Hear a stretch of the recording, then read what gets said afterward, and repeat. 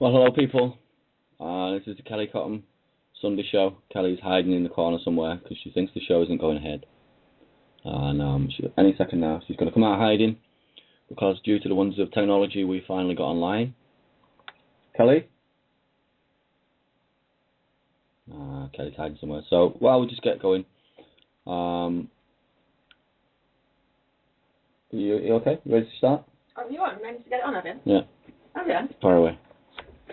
All right, okay. Oh, I thought we were going to have to cancel tonight. I'm actually on, am I? No, I'm just pretending to see how well you can run a show on the belief that it's actually live and see what you do. Great, okay, this is right thrown in the buck. Okay, there's a lot of stuff not going on at the moment, and all right, I'm getting moved over to the other side. You're here on Blog Talk Radio with Freedom FM, and this is Andy Peach's space, and we're just thinking about how we're going to get this message out and get this message out pretty fast. It's coming into December and it's coming into Christmas, and there are so many of us who have got little people and big people missing for Christmas, and it's a really, really shit time for us all. Whenever I go out into the shops, it just breaks my heart. I see the Christmas decorations coming up, and it used to be a time of real excitement for me, and I love the 1st of December. I love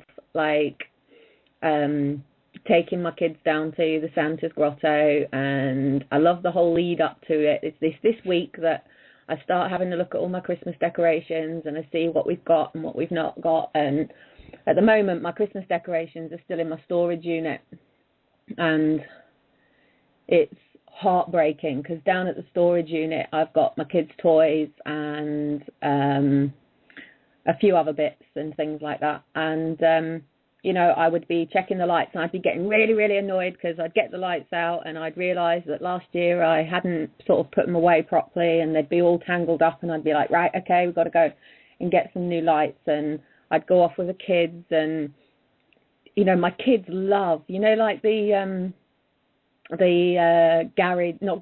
garden places, and you go in and all the Christmas trees are up and all the lights are up, and there's a little Santa's Grotto and a cafe at the end, and I like going and deciding what colours.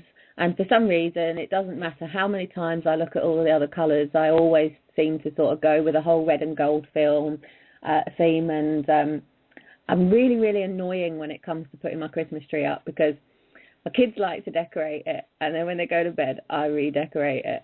Or what we came up with one year was we actually had two. So we had the one in the kitchen that the kids decorated, and the one in the living room that I would decorate, because I'm like, all the balls out of place, and I love Christmas, I really do. And it has always been a sad time for me because I don't have a close relationship with my family, and I've always been stuck up north, with my teenagers and their dad, and we've always had sort of like shared Christmases and things like that. So it hasn't always been ideal, but there's things that I like to do at Christmas, and one of the things that I've always loved is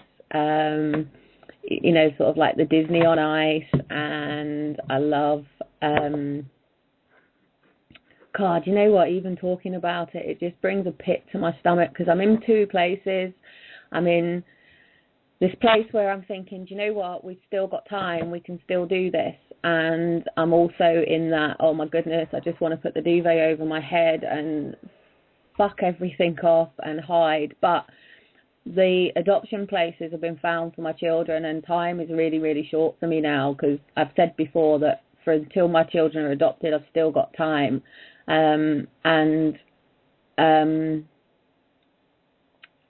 God, it's horrible. It's horrible. It's horrible. And there's so many of us who are feeling this pain, and it's just horrible. It's just horrible. It just really is.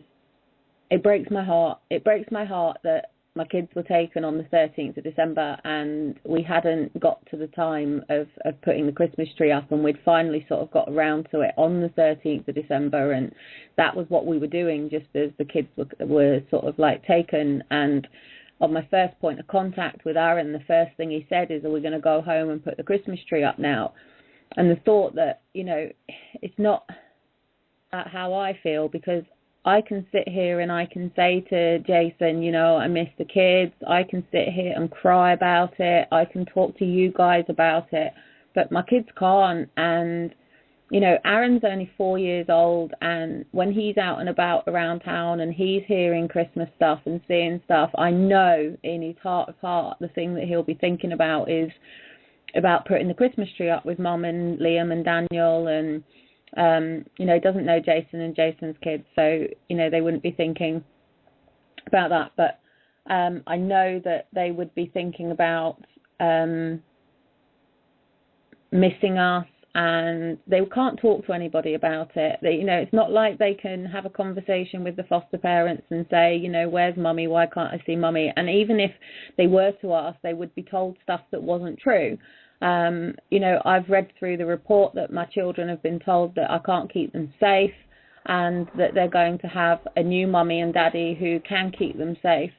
So, you know, and my daughter Faith as well, she can't really talk about it. She can't sort of say to somebody about where's Mummy and what we're going to do for Christmas. And it's between heartbreak, I suppose they call it when fear and faith collide. And I can't give up on this. I can't let this go. And Sid's been chatting to me as well. You know, everything's sort of breaking down that side as well. And I've spoken with a few other people who are in two minds. I mean, I know the complete desperation of some people at the moment. It's like, right, come on, let's just go get these kids. And you know, people are talking about, you know, we just need to take our kids. And my head's fucked. My head is up my arse. And the hardest thing about this is I know what I'm capable of doing. And if I was in a financial situation, all the tools were working, everything was ramrodded. I mean, if I owned bloody Coca-Cola, you know, it would be so damn easy to cover all the buses in Home for Christmas and not the buses, the lorries, and campaign this till, you know, until sort of people started listening and stuff. But, you know, even with tonight, we've had difficulties because our laptops are down. My iPad is completely kicked out on me now, and the resources and, you know, the means to do this. I don't have a car. I can't get around to places. And even if I did, I wouldn't have the petrol money. And it's a case of, like, you know, it's the chicken or the egg. But at the end of the day, there's two children, you know, there's Faith and Aaron out there, and there's not just two children. There's hundreds of our children that, even possibly even more than that. I mean, we're connected to as many people on Facebook, but it's not everybody. And we know that there's a lot of people out there who haven't even told their family that their children have been taken, and they haven't spoken out, and people are really scared to tell people what's going on. And we know the persecution as well, because, you know, there's a big fear that people are labelled child abusers. And, you know, we've got a young family out there at the moment who had their window put in the other day, you know, being called paedophiles and child abusers and things like that. And we're not. You know, this really, really is an injustice. And these children should never, never have been taken. Mine should never have been taken. And I'm a little bit stuck because I have now lost everything. I don't have my children's bedrooms anymore. You know, it's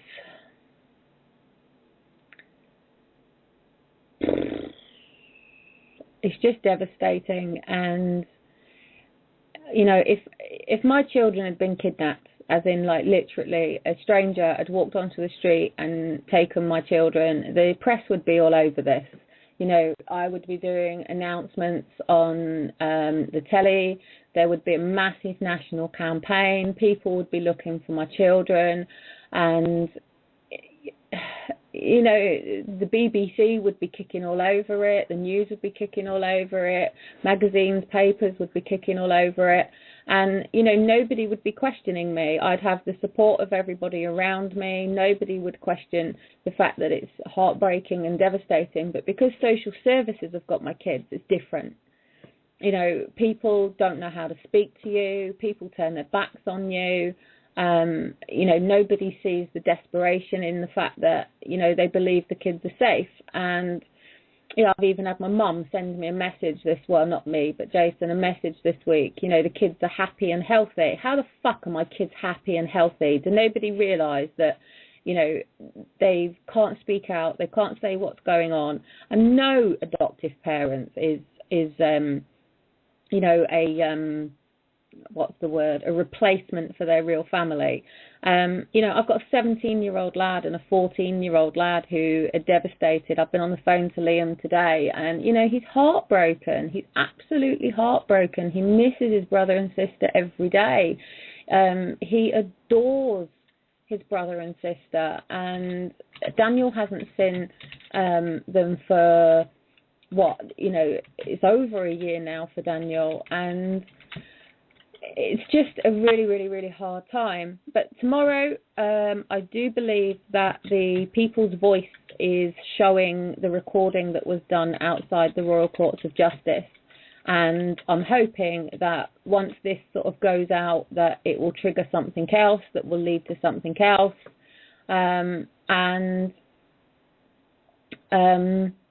You know, we can sort of take it from there. But I've been chatting to people this week, and the common sort of theme is people need to move forward and do something.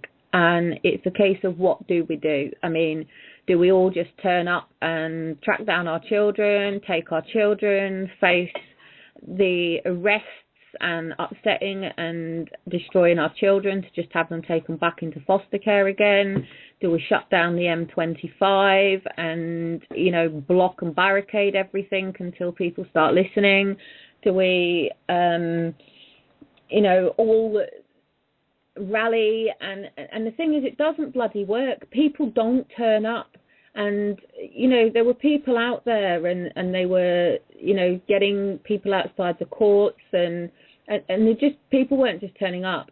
And we can't do this with just sort of like 1 or 2 people, or even 10 people, and it's the same people who are going to come out all the time. I don't know what Jason's doing. He's got his arms wrapped around me at the moment, trying to get on the laptop around me. But the thing is, people are cracking up. They're breaking down, and it's painful. It's like major painful to go through this at the moment. So I was hoping to maybe use tonight, but it hasn't sort of been advertised or that, to sort of like know what to do. Another true test of audience participation. Another true test. Okay, I do know there are a couple of people out there, and what I'm hoping to actually do is maybe find out a way that we can get everybody to come together to think about some form of plan of action. And I don't know if Brian is out there. He's messaged me tonight as well to say that if I'm on, he'll be listening. But obviously we weren't on at 7 o'clock, so I don't know what people are doing. I've got... For the record, you were there, ready to broadcast. Yeah, I was. The technology that's available to you was standing in between you and the broadcast. Oh, do you know what? Right, these laptops. So we had a picture just before we went down to the Royal Courts of Justice, and it looked ace. You know, there's all these computers around and stuff like that. But we've got Liam's Mac here, which is completely down. We've got it's nothing. Let's just move on. A computer in the corner that isn't, you know, opening windows, and my laptop, you know, sometimes I open a page and it can take me like 6 or 7 minutes to get it to move through to something else. And you know, it's quite heartbreaking when you've got a very clear vision, you know what needs to be done, and you've just got all these obstacles in your way, left, right and centre. You're distracting me, baby. Just carry on. Okay. So I suppose what I could use this time for is to just fuck it all off. Just that's how I feel sometimes, and it's not like, you know, like if you've got an idea and you know, you can make a decision to do it or not. And if you decide you don't want to do it, then I suppose you just walk away. But you can't. You can't in this situation. You can't walk away from, you know, two little children who are sat there getting on with other people. And, you know, I know my children, they'll make the most of a bad situation, you know, but I have this little image of Faith and Aaron at night time just sort of like talking to themselves but not around other people. And I know my son knows that he can't sort of like cry and things like that, because, you know, I've got evidence that shows that the removal caused emotional harm to my children, and they have blamed me for it. They have said that obviously they've taken these damaged, distraught children away from this horrible mother, and you know, now they're settled with their lovely family and all this sort of stuff. But that's not the case. The emotional abuse that was caused by the actual removal. It's devastating. It's devastating to read stuff in these packs of how my children have coped with the removal and things like that. But I will give you some good news for those that are actually listening. We're not like got everything sorted and stuff, but Michelle Kelly, obviously people know that I've been posting this week, and I was posting all day when she was in court, and Michelle stayed online with me while the court case was waiting to go on. And there was some issues in the morning where they were making decision to get in front of particular judges, and her legal team were trying to stop her going in front of others. And the final decision in the end was that Michelle got 12 months, what do you call it? 12 months. Suspended sentence? Nah, probation. That's it. She got 12 months probation and 6 months suspended sentence. So the good thing is there's obviously a precedence out there for people who are going to run away with their kids. I know that obviously there have been other people that have done it and stuff like that. And then Victoria's cases are, like myself, still vacated. And who else have we got that we've got cases going on? I'm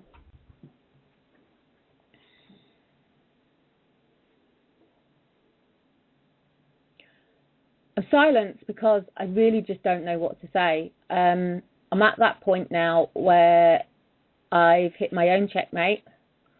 It's Sunday night and it's decision time for me this week. Jason's going back into the loop where he's got to go back to work, and we're back into our evenings. And it's fuck it off. I can't do this. No, carry on. No, I can't Talk do about this. the week ahead. What's going on this week? I can't do this. Yes, you can.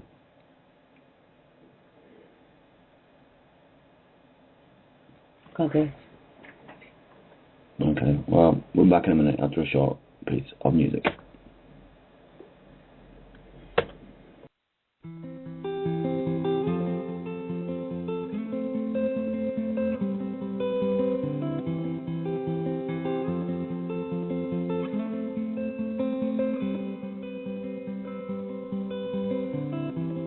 Shadows settle on the place that you left.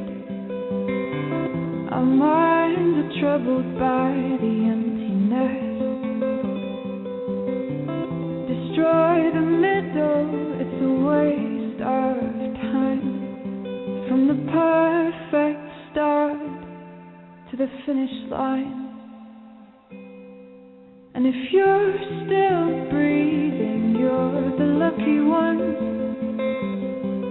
'Cause most of us are heaving through corrupted lungs, setting fire to our insides for fun, collecting names of the lovers that went wrong.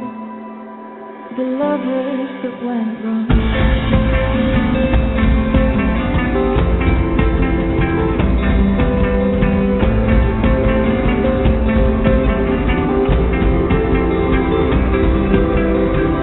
We are the reckless, we are the wild youth, chasing visions of our futures. One day we'll reveal the truth, that one will die before he gets there. And if you're still bleeding, you're the lucky ones, 'cause most of our feelings, they are dead and they are gone. We're setting fire to our insides for fun, collecting pictures from a flood that wrecked our home. It was a flood that wrecked this home. And you caused it. And you caused it. And you caused it.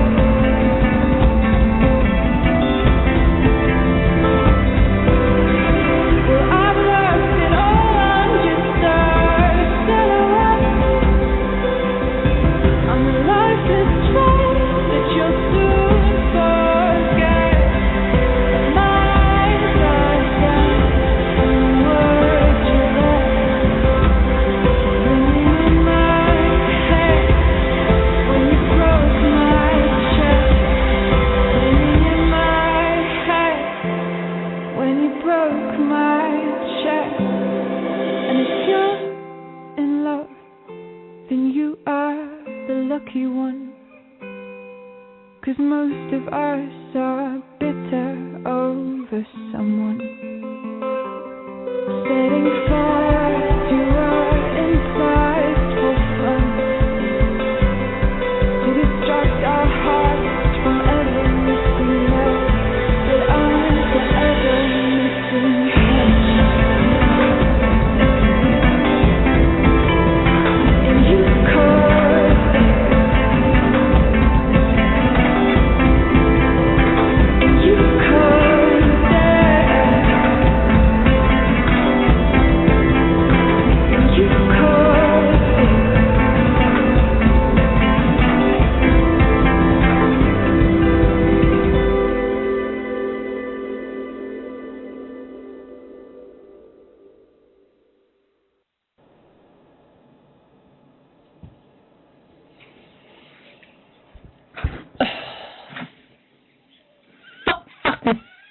Fuck is about all I can say at the moment. This is just wrong. It is just wrong, and it is just heartbreaking. How the frick they get away with this, I have no idea. I have spoken to so many people over the last sort of 6 months who are in the same situation, who have got children missing, and it rips me to pieces, absolutely rips me to pieces. There's been more children taken just this week. You've got another mother who, she's gagged, so tough shit, I'm going to say it myself. She's in court on Tuesday for a judgment, and, more children are going to be taken. And by Christmas, the amount of people who are probably going to have children taken for Christmas, and it's got to stop.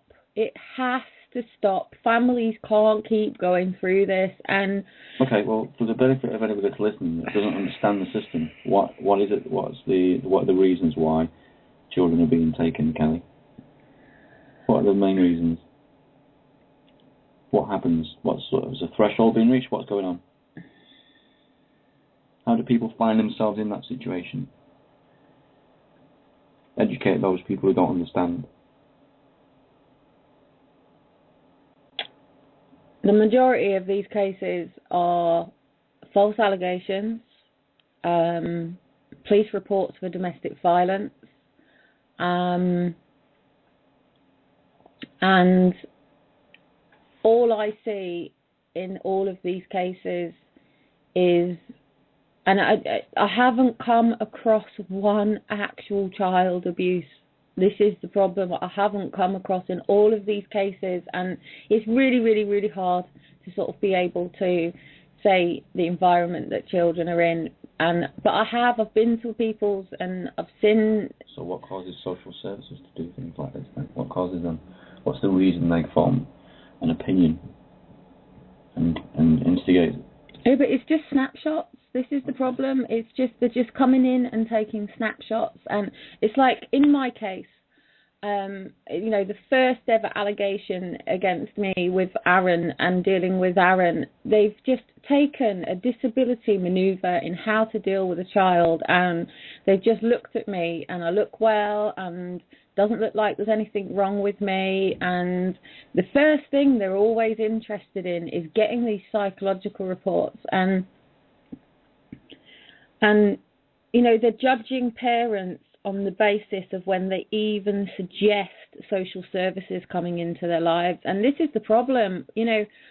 Why is it that social services is such a threat to come into somebody's life? If this system and social services is all working in and I'm not going to keep saying this best interest of the child bullshit, because it just does my head in. Do you know what? You're going to have to forgive me. I'm just at a point at the moment where I'm trying to hold myself together all the time, and part of me just wants to break down and cry, and I know I can't. I know the moment that I let myself become so overwhelmed and so fearful of Christmas and things that I just won't get back up again. And I know that I have to keep myself strong for my kids. I know that I have to keep myself together. I know that I set myself a target to end this, and I've got to keep going. And one thing that I learned through coaching and through all my personal development is at that point when everything just feels too much, when everything just feels like it's all getting on top of you, when everything feels like it's all going wrong, and when you just want to quit, that's when you've just got to dig deeper. That's when you've got to go harder and faster. And that's where you're at right now, isn't it? And this is where I am right now. And you got a spade? What? Where's your spade? Where's my spade? Freaking bury myself with it at the moment. Just fucking dig myself a hole, bury myself in it. And you know what, Ray? It's what it sort of feels like, and I know there's other parents out there who feel the same as I do, and not everybody, I need to be careful because there's some really strong people out there and there's some really great people out there, but we are all at that point where it's like this massive big wall. The 1st of December isn't here yet, but this week is like that week. This is what it's heading into, and people are wanting to get ready for Christmas, and it's the excitement and the dreads and the excitement and the dread, and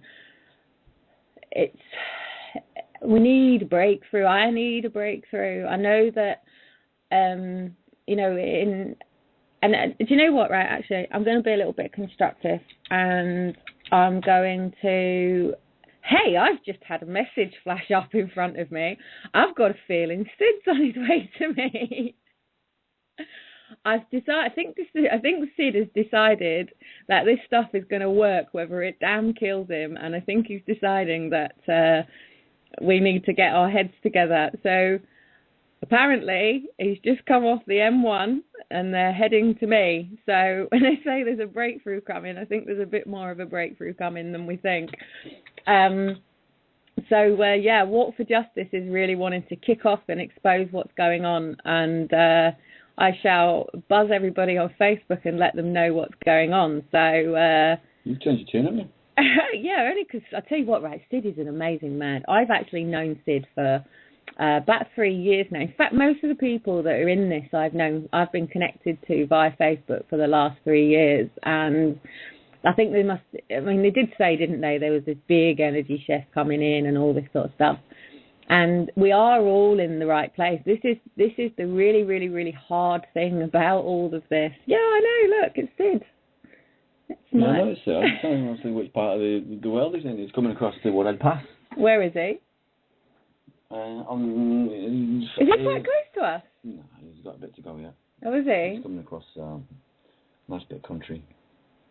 I think because, like, when this Walk for Justice sort of, like, kicked off, I mean, Sid's had his own vision and own plan, but it was...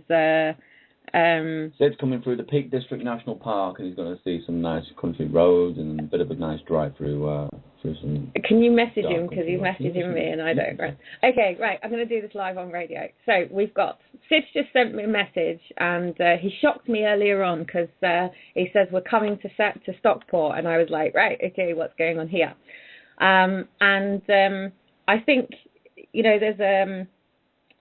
there's people out there sort of like getting court cases ready, and there's people out there who have, you know, sort of like put the whole, well, apart from Empowerment Mondays, in fact, I saw a message from Empowerment Mondays to say, you know, we're heading into the rain and the cold, and their attitude is grab a flask and, you know, get going, because they're still committed to this. They're going to keep this going all the way through the winter. But I'm going to take 2 seconds. In fact, I can't actually answer his question, Jason. You're going to have to answer it. He wants a postcode. He wants a postcode for some of it. So, yeah, okay, there's a massive big shift. Sid's obviously decided that we need to get our heads together. In fact, if there's anybody else in the Manchester area, anyone in the local sort of area that can come together, it might be worthwhile us all sort of like meeting up in the week or something. I don't know what Sid's planning, but I'll have a word with Sid and Argent and see where their heads are at, how they're feeling about what's going on. But just to remember, I mean, Argent's out there, and yes, Argent's got Steph, whose daughter's been taken, but Sid's had no children taken. You know, this is a man who totally sees the injustice. And I was saying before, I've been connected to Sid for 3 years. It's all the same. I connected to all the same people in you know, coming into December time. In fact, Jason and I, the first time we connected was the 2nd of December, which would be 3 years next week, next Monday. Ooh, bet you wish you didn't defriend me. Yeah, I mean, obviously via Facebook posts go out, not everybody watches it, and he's just saying that they've got a dog and 2 kittens with them. Oh, see, I said I wanted a dog and a cat. I feel better already. Jason's looking at me thinking, oh shit, what's going on? What have I got myself into? I feel like my mum and my dad's coming to the rescue. You know, it's quite cool because Argent, like, adopted me as a surrogate daughter when we went down to London, and Sid's like, you know, a dad to everybody, and it's quite cool. I will, you know, sometimes wish my own mum and dad would come and get their heads together with me, but, you know, I think they're more likely to, like, bang my head than come and get it to sort it. But you need to get your head together. Oh, do you know what? I do need to get my head together, and this is maybe where I was going to say I was going to be constructive before everybody switches off and thinks what she's just rambling about. So I'm going to bring some coaching into this, and I'm going to explain about why I've been saying that this is going to start falling into those who believe and those that don't. And Home for Christmas, when I first set up Home for Christmas, it was personal. And I've got the group, they've got my kids' social service, I've got my kids. And hang on, let me just message him.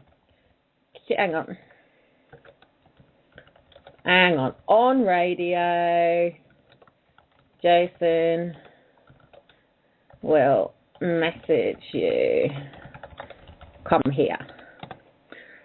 With the dogs and the cats. How are they doing this? Do you know what? I feel really sorry for them because, like, they've got Sid's been walking, and he was sort of walking with Sam, and I'm not going to pull Sam down because I know why Sam got pulled back home, and I know everybody will sort of bring up and feel that maybe he's let people down, but I'm getting moved now.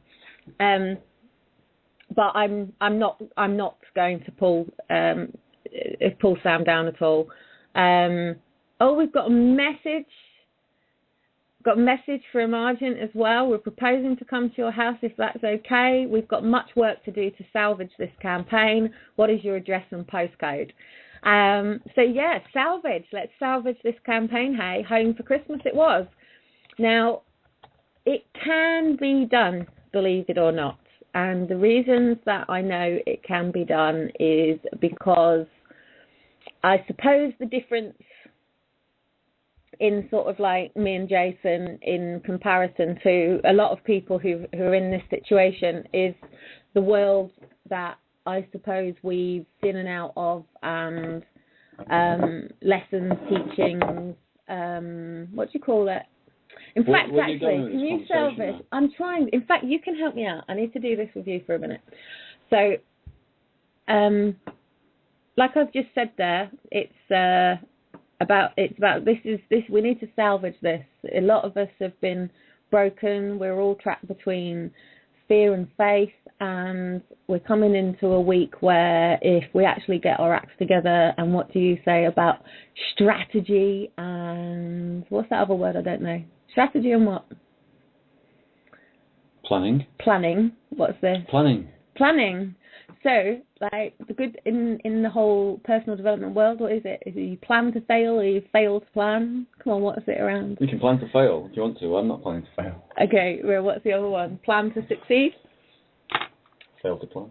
Fail to plan. Okay, so if you fail to plan, you're failing. So basically, this is where we're up to. I'm so distracted. My head's up my arse, and one of the main reasons for this is because I am at breaking point myself. I've been watching Christmas 24, and I've been doing this because I need hope. I need to believe that we can do this, and I haven't got any problems with failing. I've no problems with failing, and because I know full well I'll pick myself up and I'll get going again. But this is different. This is a case of I want my children home for Christmas. I want to get on with Christmas. I want to get on with my life. I'm sick and tired of being on this roller coaster. I'm sick and tired of being on this emotional roller coaster. It's far from the same as what it was like in the beginning when I would wake up and, be absolutely heartbroken. And I suppose you sort of like dull to the pain after a while. And there's people out there who have already done 2, 3, 4, 5 Christmases and, but it's still heartbreaking for them. It's still devastating. And this does have to end. It really does. I'd said before that when I did the media in 2010, George Osborne stated very, very clearly that the system was fragmented, broken, and what's going on here? Brian's just sent me something. Don't forget you got an audience as well. And I've got an audience. So hello, Brian Clare, who's messaging me something. Oh, that's Sarah Goodley. I was on Sarah Goodley's show not long ago, and it was far more constructive because I was being interviewed. And I think he's just messaging me something. And Jason Staples just come online as well. Right, let's get on the show. So there are people out there, and this is the whole point. There are people out there who are ready to move into action, and the biggest thing is having this plan. So by the looks of it, Sid and Arjun and Jason will be maybe chatting. Are they in time for sort of getting to us tonight, or are we talking about tomorrow? Tonight. Okay, so there's going to be a bit of a strategy planning tonight by the looks of it. Very out of the blue, and obviously God's got a plan that we don't know about, but he has. and we're all sort of getting pulled into this. The universe. The universe. Sorry, I shall use the word the universe. So, in fact, actually, I'm going to bring it into it. Before I sort of like went on this mad rampage of coming out of the system and stuff, it was the film The Secret, and there was, for any of you who don't know what it is, there's a lot of people out there who say, oh, it's new agey and all of that, but it has a good point, and basically The Secret is talking about what you focus on, you get, and it does go far more deeper than what it needs to go. Okay, I'm laughing because if you just seen the message from Arjun. No, I wouldn't read that out. I'm not going to read it. I'm not going to read it out. But they've just stopped, and they are heading to us to get a brainstorm together. I've just seen that my Mackenzie friend's just buzzed online as well, so I think he's up and about and doing some stuff as well. So there is a lot of people out there, but what we're basically needing is a shared vision. Now, the end goal is obviously the same, whether it's Christmas or whether it's tomorrow or whether it's in January. The end goal is still the same. We want our children home. And the reason that I called it Home for Christmas was because my kids were taken on the 13th of December, and I know somebody who had their children taken, and it was only a year of their life, and I like to plan January, and I really, really don't want to be going into 2014 with this. So at the end of the day, if I bumped into my children and I had one opportunity to say something to them, am I going to turn around to my children and say, hey, baby, this is the last time you're ever going to see me. You're never going to see me again. And, I can't get you home, and this is the end. I'm not, am I? I'm going to look my daughter and my son in the eyes, and I'm going to tell them that I'm doing everything to get them home, and I will see them again. And I would want to give my children hope. I'd want to give my children even a mustard seed of hope. But one of the things that have been really, really, really hard about me getting this campaign off the floor is been the amount of attacks that have come on it, and I've been told off for giving people hope, and told off saying it's false hope and things like that. But at the end of the day, what people focus on, they will get. And if people want to make a firm decision and a firm commitment, I know how it works. The universe, God, whatever you want to call it, will move things into action, and it will bring the right people and the right resources around you, like what's happening now. Now, tomorrow, I'm really, really, really hoping that it's all going to go to head with Sonia Poulton. If you have a look at my Facebook page, my timeline has a picture of a recording studio, and then there's a picture up on the screen. You can see my T-shirt. It's got Home for Christmas on it. Now, that's me. And that was recorded by Celine and one of the videos from The People's Voice, and that actually starts going to air tomorrow. Now, I know Sonia's not actually on till Tuesday, so I don't know whether or not this is airing on Tuesday, but they are covering forced adoption. So the moment this happens, it's got a big audience. There's a lot of people who are going to be listening to the first few shows, and I do believe it's being opened on forced adoption. So from that, obviously, they will have a lot of attention from the media as well, because I'm sure they've got a big hate campaign behind them, and a lot of haters like to watch what's going on so they can turn around and say, ha, see, it didn't work, or they'll just be silenced into the fact that it does work. And I've got a lot of that. I've got a lot of people who are watching this to say, it can't happen, there's not a chance, this has been going on for years, there's no way that you can do one thing that's going to bounce this. To that, I sort of say, well, I'd rather turn around to my children and say I gave it my best. But like when I was at uni, I used to have not a fear of failure. I've never ever had a fear of failure because I've always been one to, sort of like, I suppose not really give a damn what people think. But what I used to do was I would maybe not put my all into like my coursework and things like that. So then if I like gave it my all, I actually did. There was one of my pieces of coursework that I gave it my all, and I was quite lucky because I knew a lot about this subject, and I had done the same subject in my GCSEs and then later on. So I did actually know a lot about it. But what I did, that is so noisy, Jason. But what I did was I never used to like to be graded.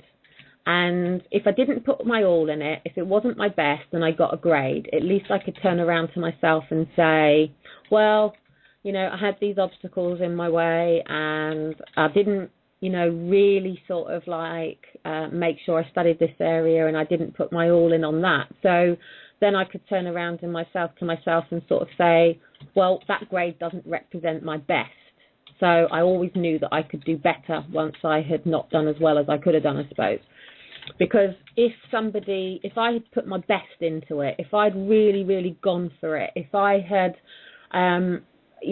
blood, sweat, drips, and all of a sudden they'd come back and given me a freaking 74 or something like that, I'd have probably felt really shit that I had given it my complete best and, my best wasn't good enough. So at the end of the day, that's just like, a grade in uni, and, I graduated, and, I know full well that when I graduated that whatever grades that I got didn't represent my best. I know full well that I could do better than what I did, and that's a really, really shit way of living life. And it was later on, it was Joe Medforth's funeral actually that really sort of like kicked me in my teeth, and I realised that if I had that same attitude in what I had to do,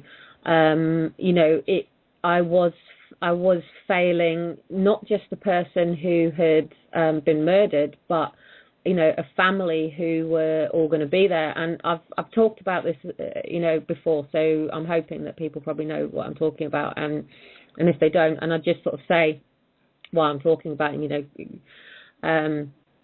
rest in peace, and to his family, my heart is always with them. But Joe was a young lad who was murdered in Preston. He's a student, and he'd come from Leeds to Preston, and I was course rep at the university at the time, and I used to have this horrendous fear of public speaking. I used to hate it. Whenever we used to have to do presentations and stuff like that, I used to either run out and throw up, or I remember having to put on one presentation and I just walked out. And nobody ever sort of used to know the severity of my fear of public speaking. You wouldn't believe it, I ramble on a radio and stuff like that, but I hate doing stuff like this. It's like I did one. It was a business thing. I was part of I can't think what it was called, Ignite, or not Ignite. It was something anyway, and we had to do a pitch, and what I had done my pitch on was vision boards, and I'm going to actually talk about vision boards in a minute because I think it's paramount with maybe getting some focus, and there is a reason that I'm sort of sharing this. But I was in a group of people. They were all people who had an idea for their business, and I was there, and I was there for Step Up Britain, and Step Up Britain, when I first sort of come up with it, was basically sharing all the personal development tools for people to, sort of help themselves. And one of the products that we were talking about was these vision boards. And in fact, that's actually rolls in with what I was talking about with The Secret, because The Secret is they talk a lot about vision boards in The Secret.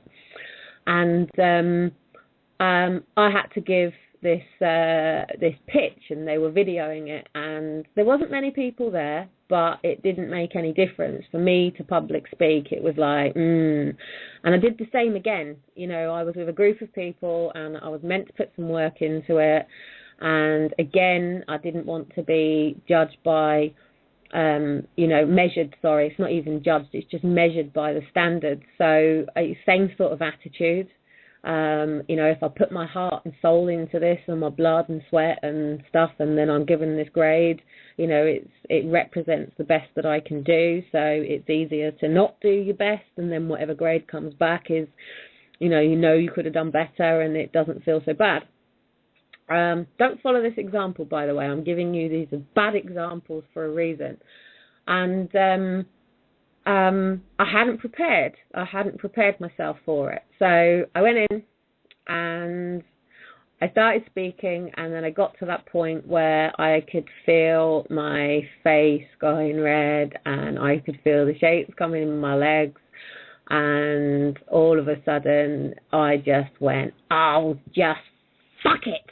And I walked out, and I went and threw up, and I'm sure even when I went back in, I gave it a go, and in the end I had to explain that I really, really had a fear of public speaking, and it was something that I didn't want to do, and but I got through it, and I spoke, but when I was asked to do Joe Medford's funeral, and it was the principal of the university, and he'd said to me that, they didn't really know the students. There's like 370 students in my year then. We were all psychology students, and, you don't tend to know the principals and the tutors unless you're sort of like building a relationship with.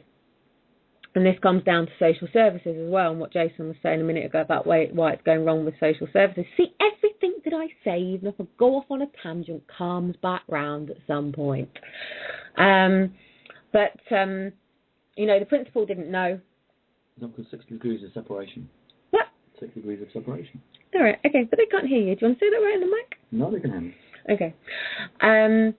So the principal has no relationship with his students.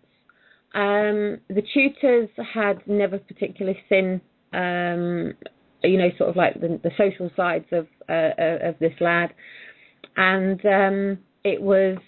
we were literally just going into exam time, and it was half term, and everybody was away. And one of the biggest problems that I then had was, as a course rep, the good thing was I was allowed to have access to my own database.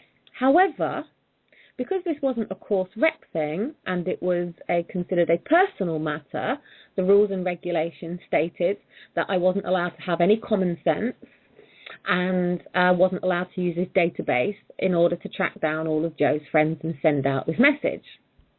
Now, this again lies a problem with social services: common sense, health and safety, rules and regulations, processes, and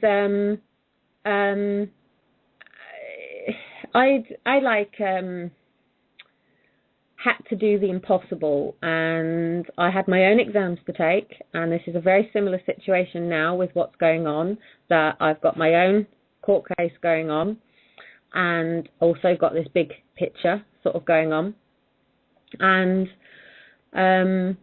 it was an injustice, and it was the injustice that actually kicked me off into even sort of like starting Unity in a Community, Challenge Britain and Step Up Britain. It was where the vision started coming from. In fact, Joe will always have, massive big piece of my heart, because his death just pushed me in a whole different direction and things like that. But my fear of standing up and speaking publicly had to go out the window, because part of what I'd been asked to do was represent Preston and the university at the funeral, and that meant speaking on their behalf.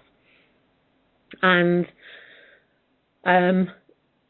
being in a church and sort of like having to start speaking and then going, "Oh, fuck it," isn't a great idea. And speaking in church in front of Joe's family and friends and things is not something where your own personal fear can ever come in the way. You know, this is not about me, it's about them, and I was there to like represent his friends and the university, the faculty, and also Preston as a city, and it was one that I really, really needed to do this some justice, and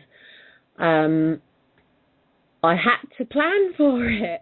I had to sit there and write the speeches, and the good thing about it, obviously, is I could read off of this piece of paper. Nobody was expecting it to be word perfect, and the good thing is I wasn't speaking from my heart, I was speaking for other people, so it was okay that I could read off a piece of paper, which isn't a good thing, by the way, when you actually announce about Joe smoking, and then you look up and realise that his parents didn't actually know he smoked.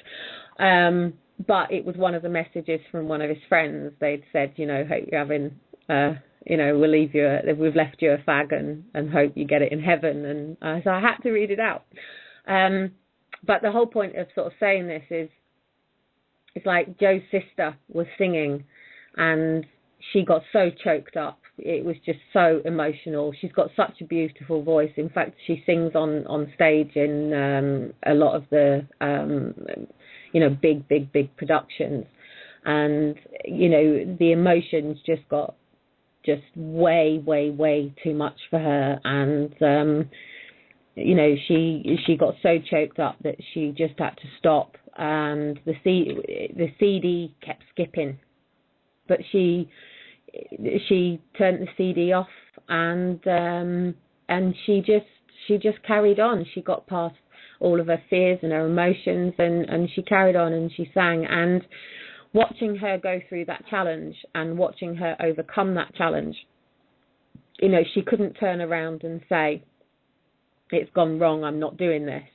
And it's like me earlier on, I was getting quite, just even talking about Christmas, it chokes me up, and you know, it's very easy to just go, do you know what, this isn't working, and to just sack it off. And you know, I went through with speaking, and you know, I didn't even think about my fears because it wasn't about me, and it was just about doing the right thing for the family and well, for his friends, really. But one of the things that I had to do, and I literally had about 2 days to do this, and that was to track down who Joe's friends were.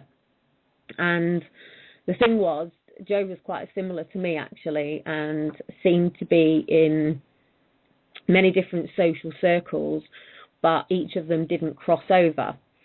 And I was like, okay, I don't particularly really know this lad. I know that he's a boy. I know that he's in my psychology department. I knew of his friends who had been there when he was murdered. And it was a case of, I'm in a university city. Where do I start? How do I do the best by this family and find his friends when I can't use a database that links me to everybody in the university? I'm not allowed to send out messages because health and safety don't do this. I knew he smoked. So I had to literally start from going into the local university shops and sort of saying who I was, did they know Joe, and going off of tiny little messages that somebody may know somebody or somebody may have some clue. And this is what I've been doing on Facebook since my own children were taken. You know, somebody might say something that signposts you to somebody else, who might signpost you to somebody else, who might even mention something. And as it was, I'd gone into one of these shops and they said, well, did you know that Joe used to do Kung Fu? So I was like, no, okay, where do I start? And he just said to try the University Kung Fu Club. So literally from going from a shopkeeper into one shop and asking a question. So that's like going onto Facebook and asking a question who says, do you know so-and-so? It just so happened that as I left there, I went down to the university sports club, and the Kung Fu was just actually coming to the end of their class as it was. I didn't obviously realise how well they had known Joe, and it had not yet been made as public, because the death had not long occurred and it had hit a few of the papers, but not many university students read the papers or watch the news. So I had to sort of go in there and speak to them, and from there I found one of his really, really good friends. Not his best friends from one side, but this was obviously another area that he knew. And from there, I was then pointed into, he was then involved in an organisation called Touch. And Touch used to hand out condoms and talk about stuff, and help people out on the streets. And then from there, I found people who were really, really close to him. And then I was linked up to his Qatar, and then I was linked up to something else. And the university had given me permission for a bus, okay, a little, a minibus. So I was allowed to take maybe 4 or 5 of his friends to the funeral. And I was sort of finding out that this bus maybe wasn't going to be the best idea. And I went back to the head of, not to the head of the psychology department, but the head of the university, and said, look, I'm finding Joe's friends and the minibus isn't going to be enough. And I was told it was a minibus or nothing. And I was like, well, no, it's got to be about what's right, and I need what I need. And they were like, no, it's budget. You've got the minibus and that's it. And I was like, well, it's a bit tough, really. I need a double-decker bus. And they were like, well, you're not having a double-decker bus. I was like, well, I'm not going to be in a situation where I've everybody that I've tracked down and I can't get them there because they're students. They're not going to have the funds to get from Preston to Leeds, and we need to go as a united force. I was taking them with me, and I was doing the best by Joe's family. And I was told that I couldn't have a double-decker bus. I could have a minibus, and that was it. And if I carried on pushing it, then they weren't even going to give me the minibus. And I was like, well, you've either got a heart or you haven't. And basically said, oh, and on top of that, I also want 2 counsellors on this double-decker bus. And they said, Kelly, you're not having a double-decker bus. I just said, look, I'm having a double-decker bus, and I might not need a full double-decker, but you're at least going to get me a coach, and then, we'll take it from there. But I want 2 counsellors on the bus as well. And they were like, well, you can't do that. I was like, well, you are, because, there's the responsibility that you've given me. I've got people here who have obviously seen and witnessed stuff, and we need some support. So the thing and the reason I'm using, because I don't want to be insensitive to what's happened, is I was basically told there was this one rule. Now, what annoys me, and this is relatable to what goes on with social services, because social services have got this budget, and this budget is basically what they can do for each family, and this is why it's not working. And this is a similar situation, and it's about the whole big picture. And it's the same with Joe, because come the morning of the funeral, I'd arrived outside the main building, and I had all these different groups, and I had people, who were all suited and booted, ready for a funeral, and I had, it was quite magnificent to sort of watch. I could see this double-decker, and yes, I got the double-decker, and this is quite significant because we've applied for a double-decker bus today, and I need this double-decker bus. And the bus was sat over in the corner, and there was, I could see the young lads that were with Joe when it happened, and it was heartbreaking to see the emotions on this lad. And I could see 2 other people over just stood by the tree, and then as I was coming around the corner, I could see a couple of people who were sat over on the verge, and then there was another group over in the corner. There was another other group, and I could see the 2 people from the student union, and the councillor stood by the bus. And in total, I think we actually went with about 60 people, I think there was. And I'd sort of like obviously led people over to the bus, and we got on the bus, and I spoke to people on the bus, and I'd let them know that there was a counsellor on site, and if anybody sort of wanted to speak, that they could do. And out of that, actually, what actually happened is nobody spoke to the counsellor, but they tend to speak to me, and then I was able to go and sort of like speak to the counsellor to know how to deal with certain situations. And this is obviously something very important as well, which goes on with what goes on with social services. And one of the massive big problems with you've got social workers coming into your life is that you've got to build a rapport with these people really, really quickly.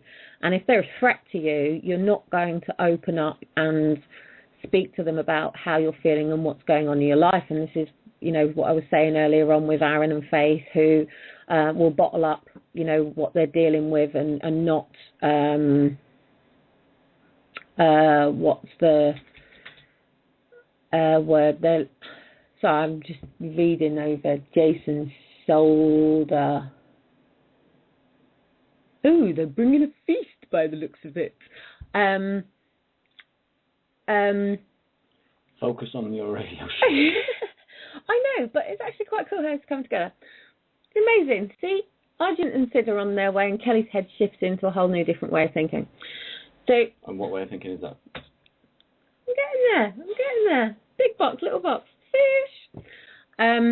So the reason that I'm using this as an example is you've got this lad, and you've got this big principal who comes along and says, and I'm so sorry to his family if this is seeming really, really insensitive, that's not my point.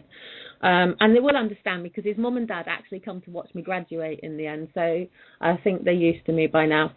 But you've got this lad, and a tragedy's happened in the family, and this is exactly the same as parents who have either faced a situation that has meant that the principal, social services, vampires, have got to get involved with your life. Now, as the principal stated, he didn't know Joe. He wouldn't do the family justice, was his words, because he didn't know them and he needed to find those that did. So therefore, we've got a personal experience, which was Joe, and then we've got the principal of the university, and then you've got me. Now, I could have easily have used that database. I could have easily been given the passwords to Joe's email account. I could have easily have been able to type up a message to state that I was tracking down all of Joe's friends, and that could have been that could have been sent out by the university department. So, again, personal circumstances, organisation.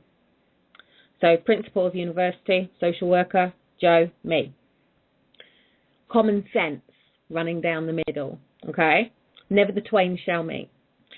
So, health and safety, rules and regulation, common sense.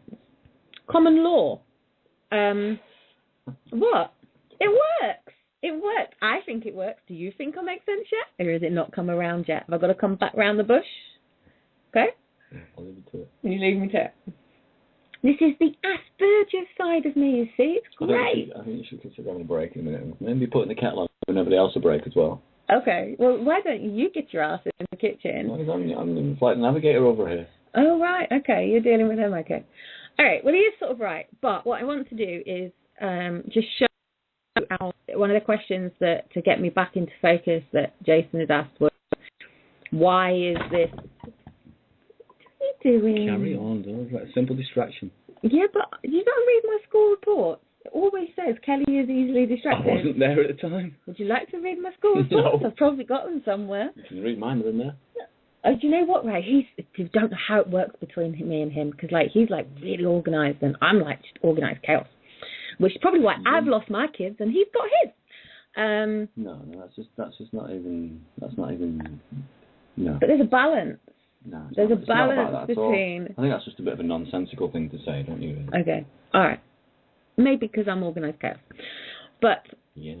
I'm actually not organised chaos. If you see pictures of my stuff previously, I'm so organised and structured. My life has just been thrown out of it since the kids were taken. Everything is just upside down. So the thing is, how do we turn it back around? So using this example, okay, so you've got, and I want to sort of still be sensitive to Joe in this circumstance and see how I was sort of like bringing this around into the bigger picture. And now, as it was, I prevailed against the organisation and their budget.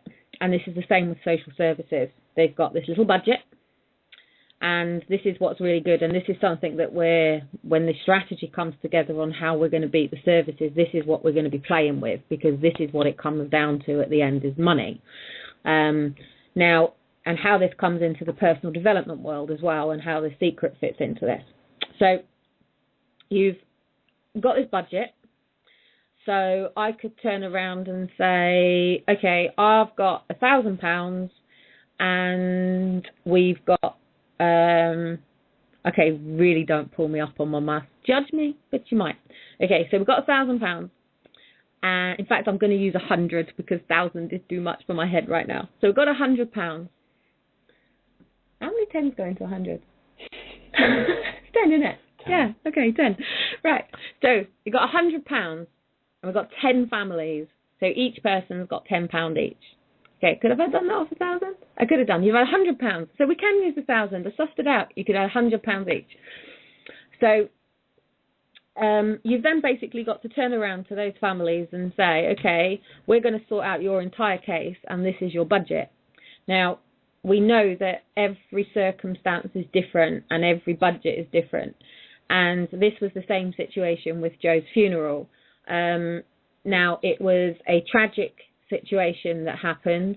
The university hadn't accounted for this particular budget. However, they do actually have, like the kickback budgets for things that, aren't necessarily expected. And the minibus was the budget. And so we've had the problems with the rules, regulations and health and safety, and the fact that I couldn't track down Joe's family, friends the way that I did. And it meant that I had to sort of like go down another route and bring it through another route. And then, of course, faced with the budget. Now, what I had to do was push that back. And for me, I had to base that budget around what I needed, not what they were giving me. And I had already surpassed the fact that I had more people than a minibus. And I didn't know whether I was going to need a double-decker or whether I just needed a coach. Now, I could have probably just got away with a coach. However, I wasn't going to take away the freedom that I needed and be able to turn around to Joe's friends and say, I've only got 52 seats. And because actually we did need the double-decker because we were over the 52 seats, especially with the counsellors and the support workers I'd got in. So I did not want the flow to be taken away from this situation. I wanted to be able to take whoever was there. And it wasn't a case of just grabbing everybody off the streets and saying, hey, did you want to come along to this guy's funeral? I was literally tracking down what would be Joe's life, really.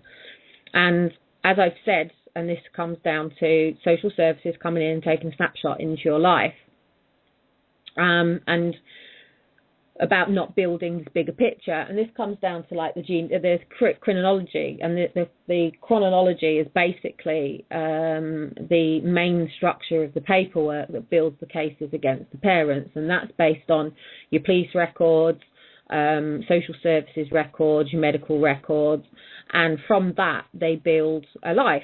And had I had built that on Joe, it would have been a very, very different circumstance.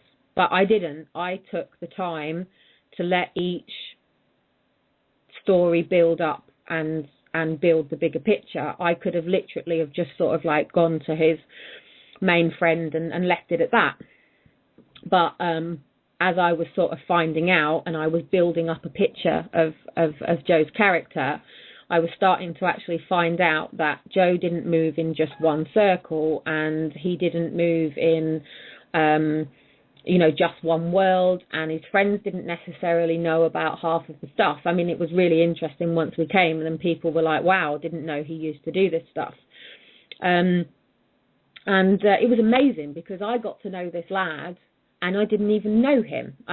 We'd crossed paths, we'd met, and I dealt with a situation when he was getting into trouble. But it was, I was finding out so much about him. Now, back to what Jason was saying was, why is so much of this stuff going on and what's this big problem is, and like with the principal delegated to me because he knew that he didn't know the lad. He knew that there was not a personal relationship there, and he knew he wasn't going to give it the time or the best interest. And this is what social services do. They basically come into your life, they take a snapshot. Now, the difference is they don't ever turn around and say, hey, this is a snapshot, let's take the time to have a look at this bigger picture. They just take the snapshot and they make a judgment. And this is what they did with me when they took my children. Now, I'd always told them that I have Ehlers-Danlos syndrome, and they decided to discredit that because it didn't match with them that I looked like a person with a disability. And I come across quite articulate, so they didn't pick up on the fact that, my head works in a very different way to other people. So, and then, of course, not only are you moving into a world of budgets, you're moving into a world of rules and regulations, you're moving into a world of health and safety. Now, with it's like a funeral, I suppose, there's a protocol, there's a structure, and, Joe's parents did out slightly different as Joe came in for his funeral, it wasn't the norm protocol. He didn't come into all things bright and beautiful that you would tend to hear in a church. And,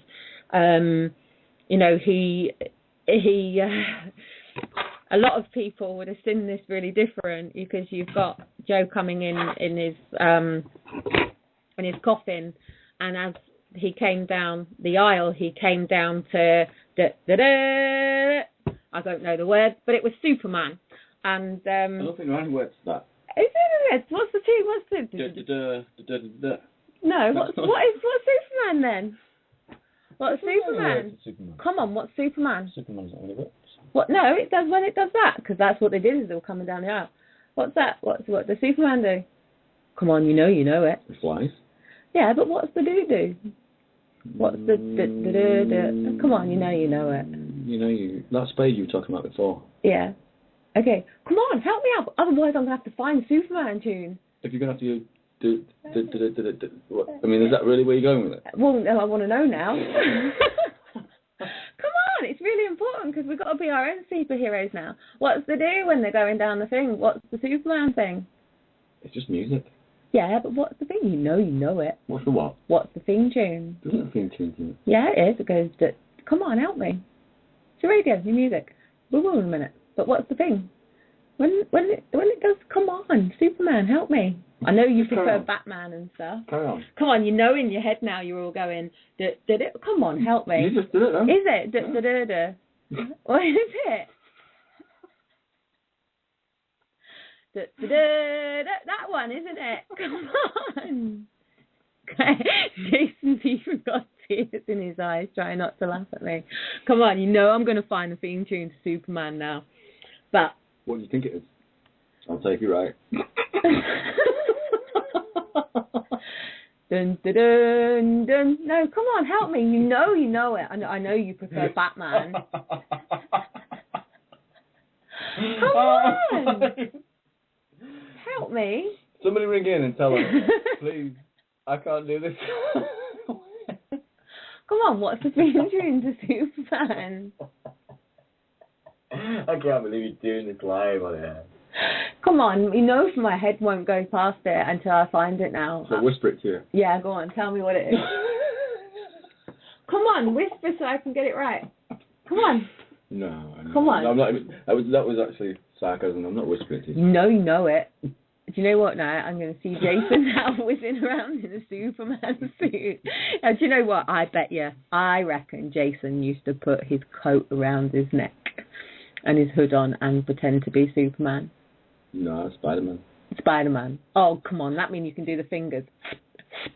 So what are you talking about anyway? Oh, a superhero. You can do that one. Okay. But he prefers to be Batman, by the way. I think it's a break. I really do. No, my whole point. Come on, you've lost me now.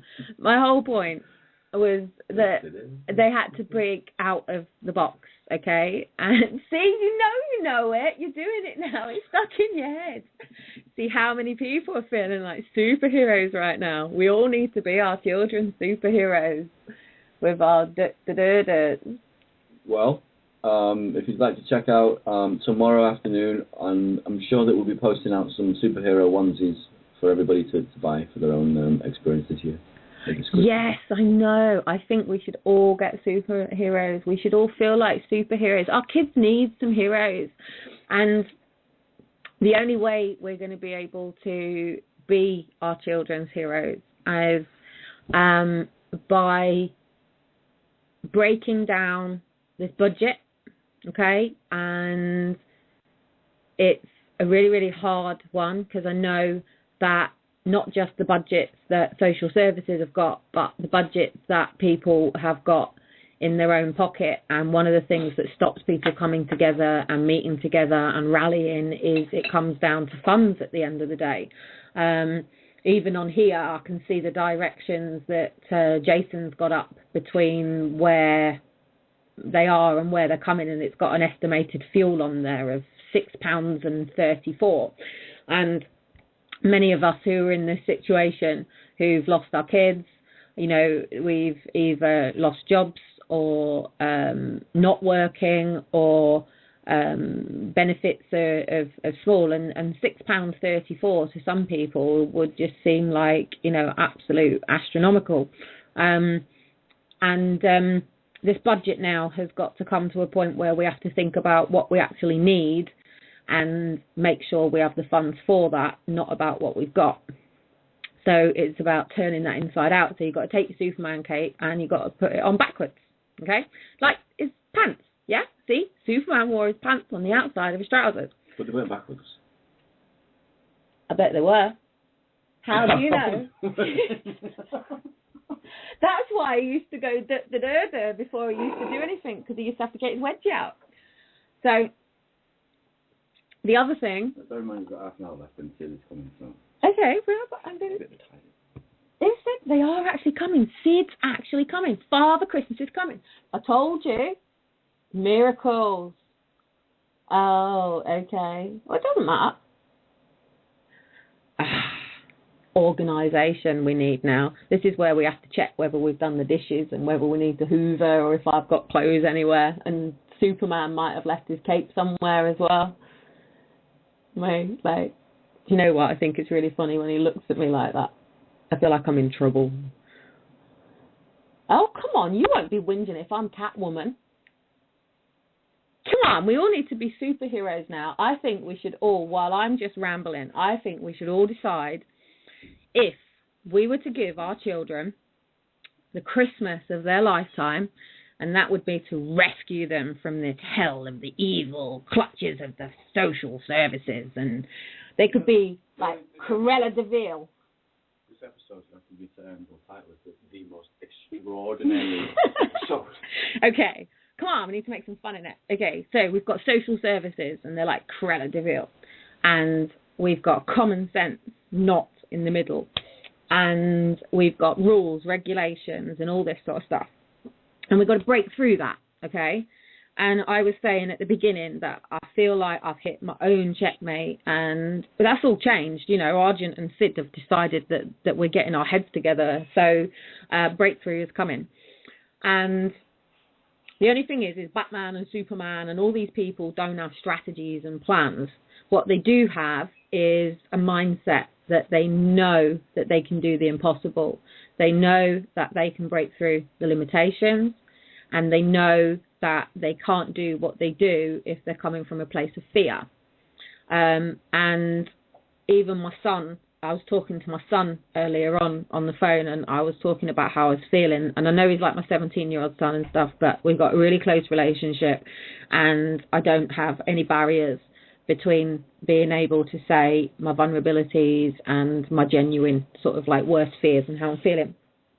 And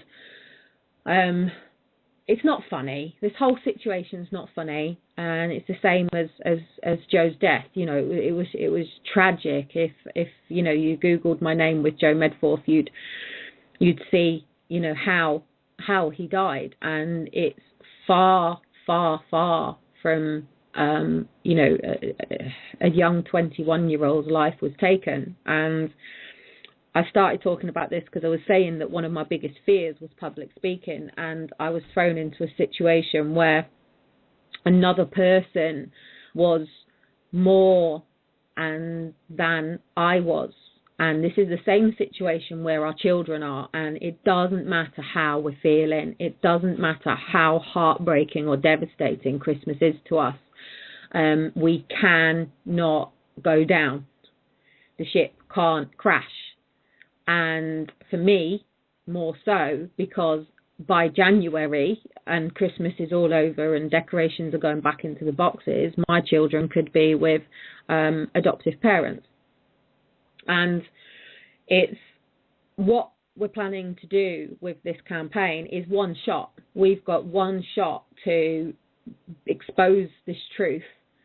We've got one shot to build up such support from those who are in this situation and those who are in the public. And we've got one shot to break the media. Now, I've mentioned on my Facebook recently that, hey, and it's another superhero, it's James Bond. Yes, we've got M. Yes, we have, haven't we? Dame,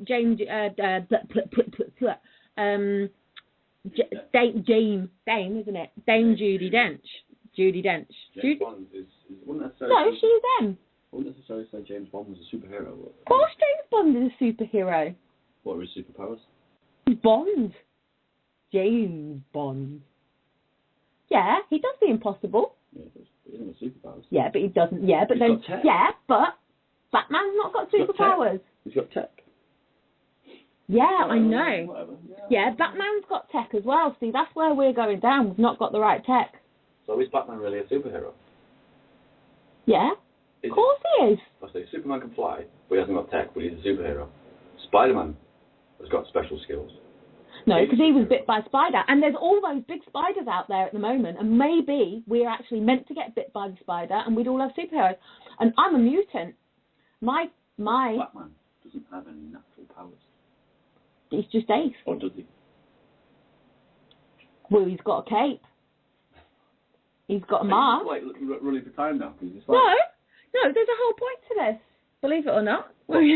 Just don't listen back to it. And all of my, you know, people who actually listen have probably switched off thinking, what the fuck? You have to bleep that one out. Oh, do I fuck? So, okay, do you know what? Just make a brew. I've made a brew. Oh, have you? Okay, cool. All right, so Father Christmas. I'm now going to call Sid Father Christmas. In fact, we have a Father Christmas, don't we? You know somebody who is actually a Father Christmas. I do. Okay, so look, magic actually really happens, and there is a chance that the spirit of Christmas could be working their way amongst us, and there is a chance that Jason probably thinks he wants a divorce now. Want a divorce? Yeah? What? Oh, no, as in like to me, you nugget. See, there you go. If you go into a marriage thinking about divorce, you know, you're really screwed, aren't you? So what I was talking about. That's it. Is that it?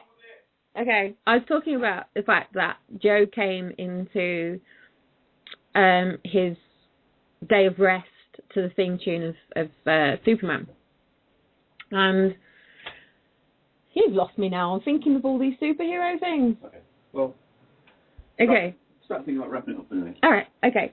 Well, one of the reasons that I've mentioned that is because it's like the courtroom. Okay. So Joe's funeral and all things bright and beautiful, I suppose, is the standard thing, and there is traditions and which where the word is that what word was I asking? We're talking about the other day.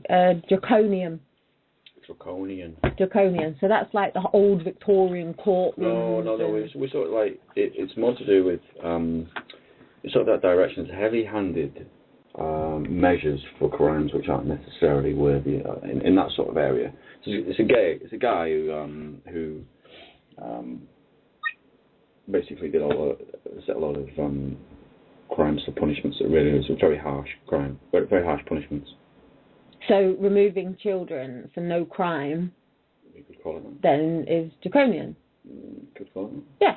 So we've now got another evil draconian thing that Batman and Superman and all the superheroes are going to get into their onesies and start beating the evil Cruella de Vil who likes to take her children. You get Martin Matthews in there as well. Martin Matthews? It's perhaps just a smaller outfit as well. Yeah, but the thing is Martin Matthew part of the evil forces? I can say that because he likes me. Or is he like Spider-Man and Superman? In fact, Fathers for Justice like getting into their... In fact, they do. I think... And you now? Like... With Fathers for Justice? I'm what? With Fathers for Justice? What? Are you Batman? Okay, because this whole thing is like so miserable and depressing, I think one of the only reasons that we are actually going to beat this is if we have some fun with it. So I'm going to wrap up and just explain why I'd use that example again. And I was saying that Jason had asked back at the beginning with why was this problem occurring, and I've used Joe's funeral as an example for my own sort of like having a fear, but your why being so big for why that fear needs such great courage. And I had to have courage to stand there for Joe's funeral, and my fear had to go out the way, and the only way that I could do that was my why was so big. And it's the same situation that we're in now. As parents, our children are in foster care prison. Escape from Alcatraz. That's the one. We need to get our children out of prison. We need to break them free from the evil clutches of the social services. You've still got Superman going around in my head trying to get it right now. You did it! See? Go on, do it again. No, you got it once. Oh, come on, you so know I need to end this with the Superman tune. You better get the Superman tune on your phone so I can play it before I end. You know you're finding it for me. Okay, find Superman tune for me, please. Come on, producer. And I was showing that it was rules and regulations and health and safety and budgets. And because I've rambled so much shit, I'm actually going to put this together to explain this in a way, because obviously at the beginning I was not wanting to do this. In fact, I was quite happy for technology to shut me down, and I was praying that technology would shut me down tonight, really. No, didn't. Well, I was, but you wouldn't have known about it, because we don't always share our true inner feelings. We don't with social services. But one of the things that was really good was at the end of the funeral, we went back to the wake, and I got everybody together to sit on the grass, and I brought over Joe's mum and dad and sister, and I introduced them to Joe's closest friends, and I introduced them to the guy who taught Joe to play the guitar, and he introduced them to the organisations that he'd been volunteering for, and I introduced them to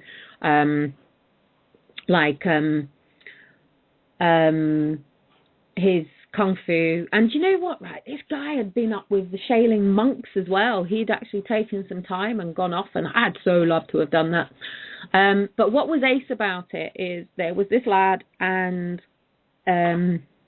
everybody sort of got to know each other. And what actually happened was, it turned out that one person from one group actually sort of knew each other but didn't know Joe that knew them. And so, like Facebook, really, someone knows someone who knows someone, and the network sort of come together, and then someone knows someone. But the difference was, as I went out there, my message was very clear. A young lad had been murdered. There was a funeral. There was a date. And there was a transportation, and everybody knew what they were going to. They knew the general sort of like standard formation of going to a funeral and a wake. And then what we did was we left and come back, and I took Joe's friends out to one of the clubs. And in fact, one of the songs that everybody ended up jumping around to was I Predict a Riot, which to many people was probably really inappropriate to how Joe actually died. But everybody took something that was really painful and really hard and really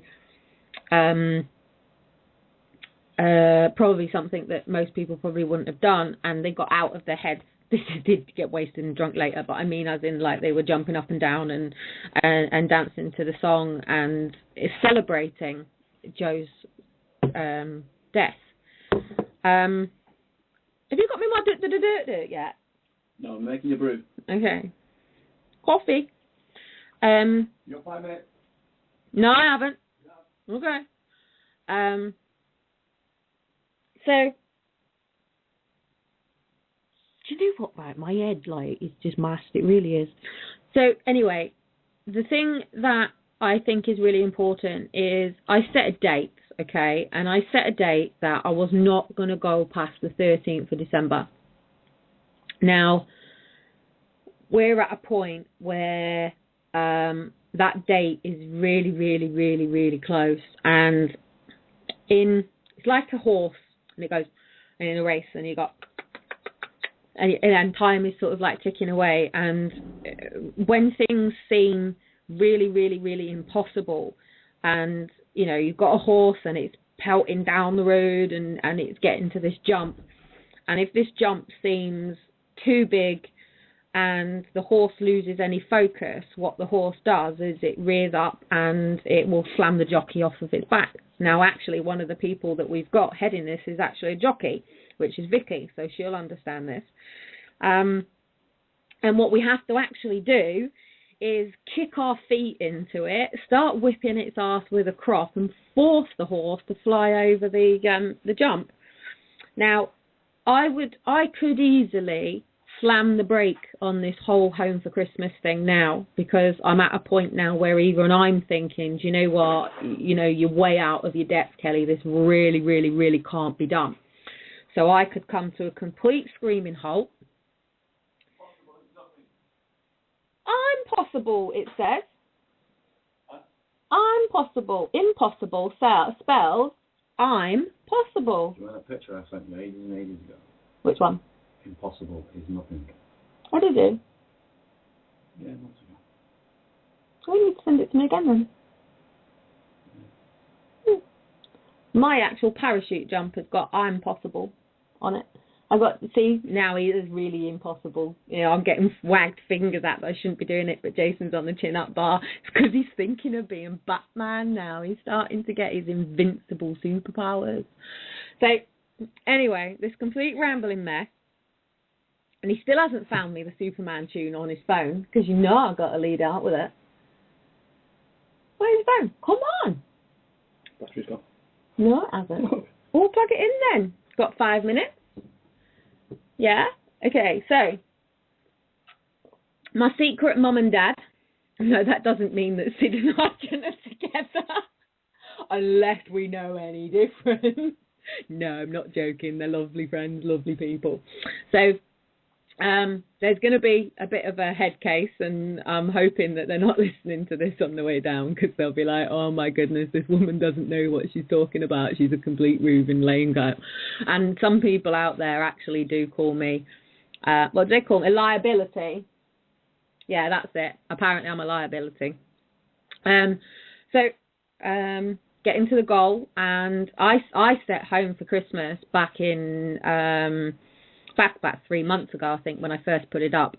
And what I did, and this is why I'm saying about the secret and coaching, is whenever you want to achieve something, you have to set a date that you want it to be done by. And as long as you have the full belief that you believe that that is going to happen, then as you're moving forward and your focus is going into that direction, and this is why I was talking about God, universe, whatever you want to call it, you can go right into quantum physics if you want. And I'll start posting this week about the difference between, beliefs and not believing. So as we're sort of like heading towards the 13th of December, and this is just a date for myself, this isn't for anybody else. This is just that it's a significant date because it was a date that my children were taken. They took them in 4 minutes. They can bloody give them back in 4 minutes.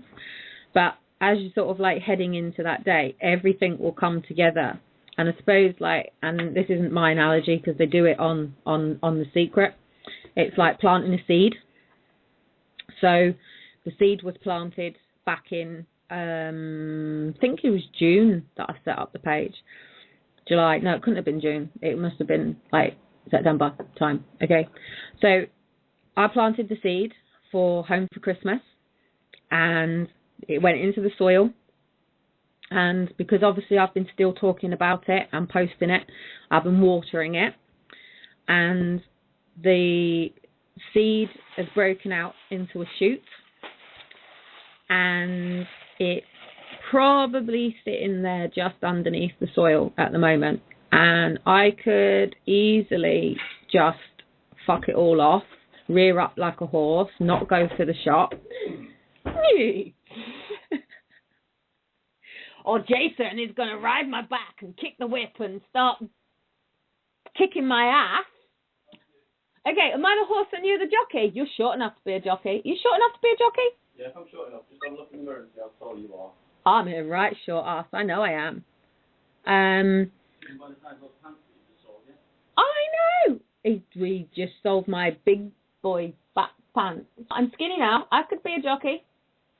Okay, but I'm the horse anyway, because I'm the one that could potentially rear up. Are you going to stick a bit in between my mouth? But anyway, okay. The horse is heading towards... Okay, I could be a reindeer, okay? Because it's Christmas, I'm a reindeer. Okay, so the end goal is the 13th of December. I'm sure you must have switched off by now. But the end goal was the 13th of December. To be honest, the end goal really is never. I do this until it happens. For me, it's just about getting my kids home. I could have them last week. What I was basically saying is I didn't want to be without my kids this Christmas. So if I was to, tell myself now, this can't be done. There's not a chance in hell we can kick this off. There's not a chance in hell that this could even happen. I could turn around to everybody out there and say, fuck it, forget it. You ain't getting your kids home. Nobody's getting the kids home for Christmas. Can't be done. And then all we're going to do is just have to give up on our kids and let go and move on. Well, for me, that's not an option. I made my kids a promise, and I said that I do everything I could to get them home. And one of the reasons that I'm not just banging on about getting into court and stuff like that is because we know full well that this obviously has been the biggest problem. And my mum has made comments that, I care more about exposing it than getting my kids back. It's bollocks, yeah? We know our kids are stuck. We know that this has been going on for goodness knows how many years. We know the system's flawed. We know that what's going on is wrong. We know it's going to keep going on. We know that there's going to be more and more people losing their children before Christmas. We know that there's going to be far more people after Christmas losing their kids. Or we could all maybe have that little seed, and it could be just waiting to come through. And by the time Argent and Sid get here, and what's really exciting is I've actually never met Sid. I've met Argent. I was in London with Argent and Arjuna, because I keep getting it wrong. Arjuna. I know Jason, of course, because I have to put up with him every day. And we're going to have a chat tonight, and we're going to think about whether it's a case of just rearing up the horse, saying this can't be done. That doesn't mean everybody else has to say it can't be done. That's just us making that decision whether it can or can't be done. Or, as Arjuna had said earlier on, what did she call it? She said we were going to do what? I need that word. Oh, see, now my computer's buggering around. Salvage, that's it. We're going to see what we can do to salvage this campaign. And I think what we're actually probably looking at is going and beating the BBC and ITV in Manchester, and then deciding whether they're heading down to London. So what Kellie saying was, we're heading into the week leading up before Christmas, and come the 1st of December, I want to be putting up my Christmas tree, and I want to be putting up my Christmas tree with some form of hope. I don't want to be in a place where I want to kick the Christmas tree down, smash the baubles, completely ignore Christmas altogether and give up. And I know there is a lot of people out there who aren't even thinking of putting their Christmas trees up, who aren't even thinking about giving Christmas any thought. And what I'll tell you is you're going to find yourself Christmas Eve, as I was, crippled on the floor in tears. And I certainly think that people need to also be thinking about who's going to be on their own, and maybe getting people together. I've been thinking about it because I think about those who were from foster care, and I think about those who have lost their kids, and I know they're on their own. And it's a really, really, really hard time for everybody out there. And we need some hope. And I would rather tell my children that even if I did rear up at that goalpost, even if I went back and I still took the jump, and even if I fall on my face and it doesn't work, I'd rather know that I at least gave it my best shot. And at the end of the day, if people are going to turn around and go, ha, ha, ha, see, we told you couldn't do this. Well, you know what I say to them? You're a fucking arsehole, right? Because you don't say that to somebody who's grieving over their kids for Christmas. I've got 90 seconds left, and I'm sure that there are people who are interested in saying that. You still not found me the Superman tune, have you? I bet you they've got it on there. We want that one to end it anyway. Which one? And it's going to run out. I hate this whole time slot stuff, because I'd rather just shut it down when I decide that I finished speaking. Put it on in the background while I'm just shutting down. No, it's not going to work. 60 seconds.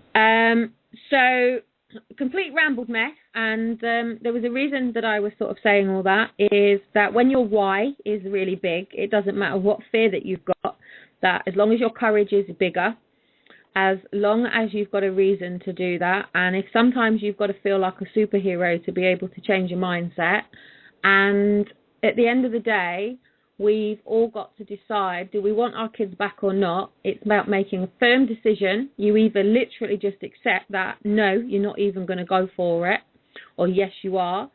And we need to now come together and decide, do we want to be our children's heroes? And I think this week my theme on Facebook is going to be about finding that hero in ourselves, really. And I'm going to say night, and I'm so sorry for the ramble, but I was so close to breaking down. Go on. You feel it beautiful. You really should watch the time. No! Kelly, you just rambled like a motherfucker there tonight. Well, I know. I didn't want to do it. Right, let's just tie this out, please, because I'm feeling weary and I'm probably...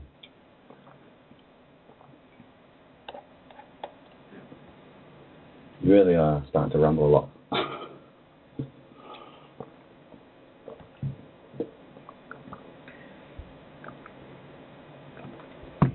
But, that's alright. Not the title. Kelly? Yes, I'm coming.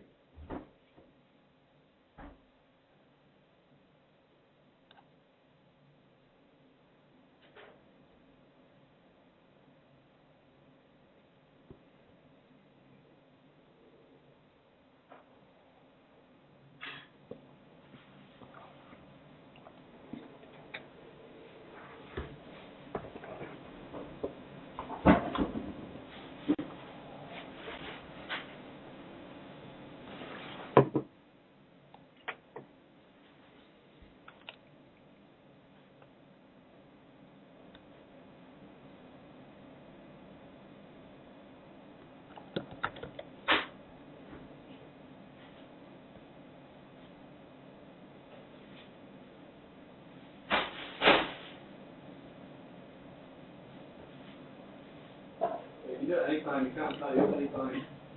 A lot of people coming around, but it's title.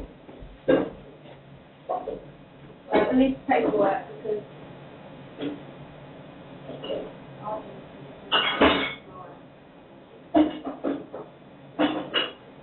what they do is they put the caravan out the back of one car. They get moved on the car, they get paid off on the car.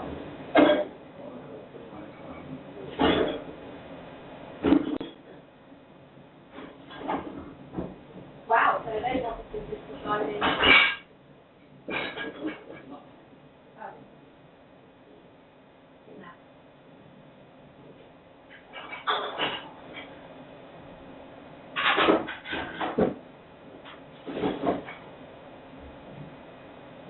Oh, I'm actually quite excited to actually meet you then. But when I first did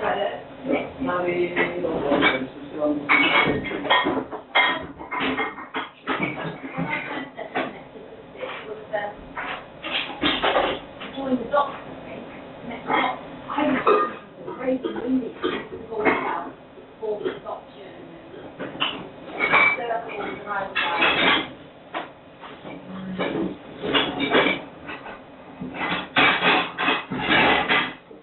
I was one of those people who didn't believe in social services and that's that bad one of those ones. People who take it for reasons.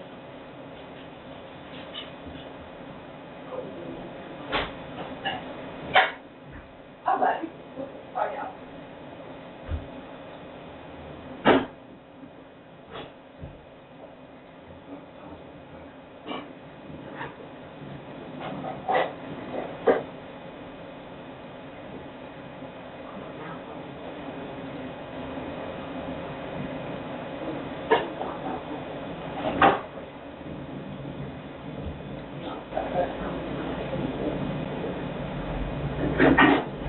Now tell me what you do, my son.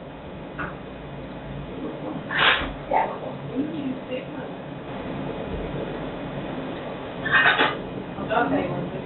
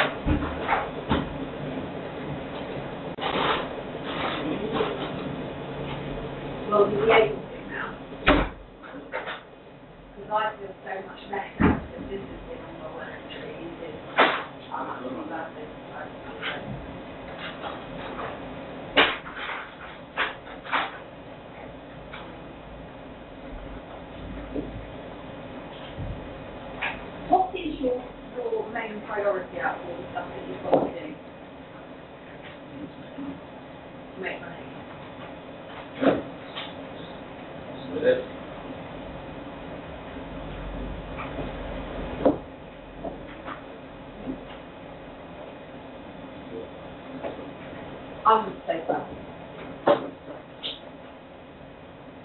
At the back, sorry, back of the back. Back that side.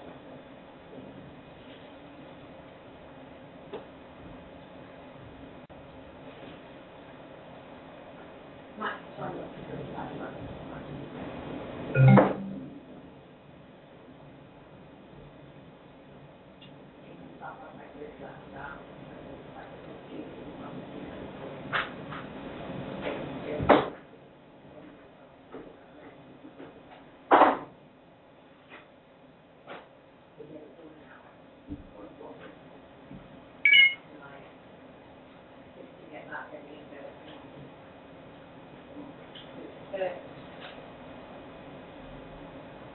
Stolen children of the UK, and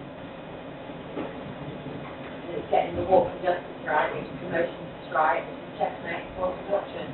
But I think the Children's Judicial Review needs to go in place of stolen children. Right. What? Yeah, that's it. That kill?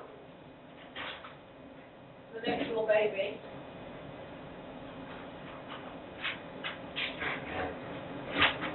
That changes temperament.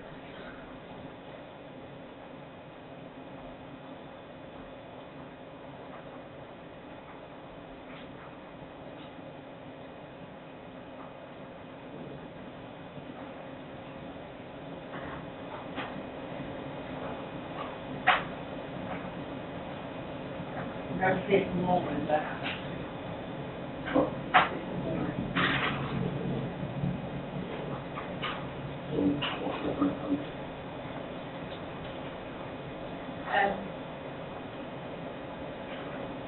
this is God giving me vision. This, so he won't quit on this. He won't. And he'll have a little bit of conservative process.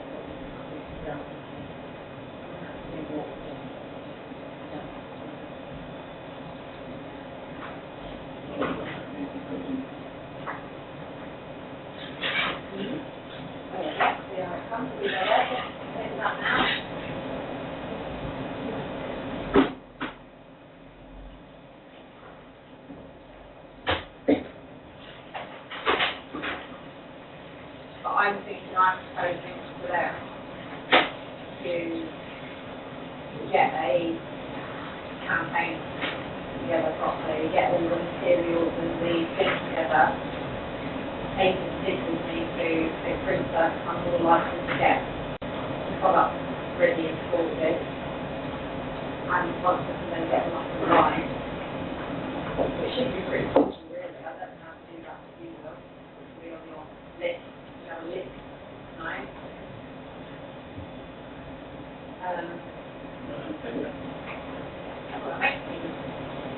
Well, listen, how long will they wait?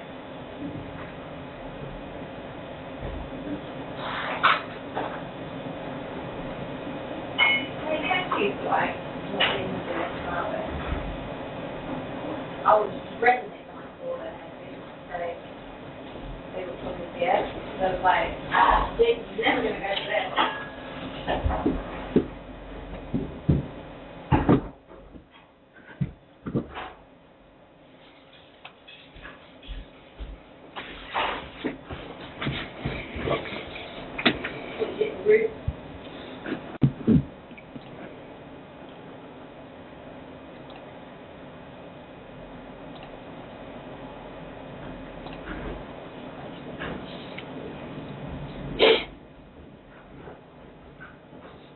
I'm just glad to be back in control of it.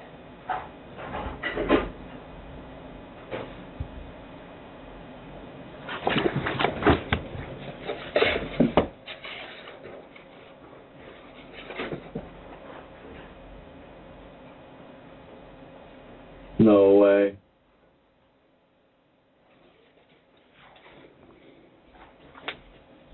You dick. What? The There's some dick at the back parked in the way. A dick? Oh, have you just been outside? No, I just looked out the window. Somebody's blocking that space.